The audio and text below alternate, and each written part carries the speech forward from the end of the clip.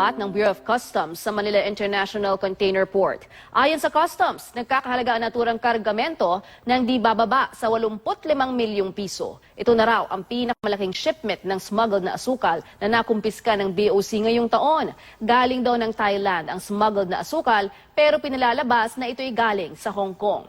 Mariin naman kinundina ng Sugar Alliance of the Philippines ang umano'y lumalalang smuggling ng asukal. Samantala, pinangunahan ni Manila Mayor Joseph Estrada ang paggunita ng Manila bus hostage taking sa Quirino Grandstand kanina. Naroon din ang mga Buddhist monks na nanguna sa pagdarasal para sa kaluluwa ng 8 Hong Kong tourist na nasawi sa bus siege noong 2010.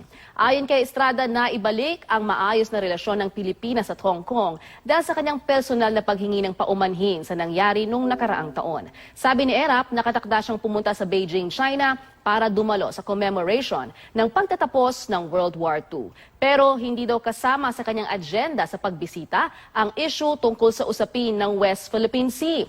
Pupunta raw siya roon para ipromote ang pakikipagkaibigan sa China. Ituturing daw kasi niyang sister city ng Maynila ang Beijing. Mula sa tahanan ng katotohanan, ako po si Lala Roque. Magandang umaga. 12 sugatan sa sumabog na tangke ng LPG sa isang bahay sa Kalayaan, Laguna. Sa Amerika, suspect sa pamamaril sa isang reporter at cameraman habang live na nag-uulat, patay rin matapos magbaril sa sarili. At film Lakers guard Jordan Clarkson, inspirasyon ng atid sa Gilas, Pilipinas matapos makipractice kagabi.